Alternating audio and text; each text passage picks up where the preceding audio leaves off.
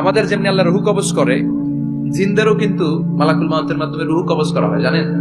ওমা খালাকতুল জিন্না ওয়াল ইনসা ইল্লা লিয়াবুদুন।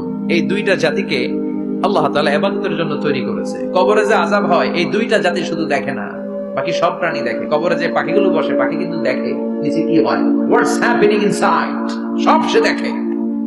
গরু ছাগল আমরা কবরস্থানের পাশে বেঁধে রাখি, সব দেখে। গায়রাস সাকালাইন, শুধু মানুষ আর জিন ছাড়া, ঠিক কি না? এজন্য মাঝে মাঝে দেখবেন কবরস্থান থেকে গরুর রশি ছিঁড়ে গরু দেয় দৌড়, ছাগল দেয় দৌড়, তাই না? কারণ সে সব দেখে। জিনদের রূহ কবজ করা হবে, তাদের জন্য এই শরিয়ত আছে। জিনদেরও কোরআন তেলাওয়াত করতে হয়, ওদেরও সালাত পড়তে হয়, ওরাও সিয়াম করে, ওরাও হজের সময় হজ করে, কিন্তু আমরা দেখি না। দেখি, এটা একটা অদৃশ্য জাতি, এটা দেখা যায়।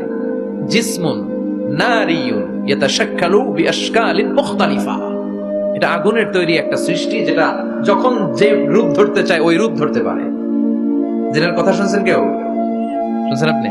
কোথায়? কোরআনে শুনছেন না? জিন আপনার সাথে কথা কইছে, ওটা শুনছেন নি কান দিয়ে?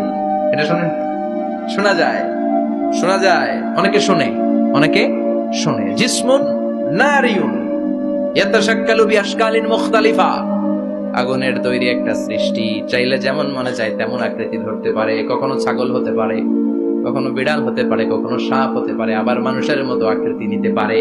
আল্লাহু আকবার।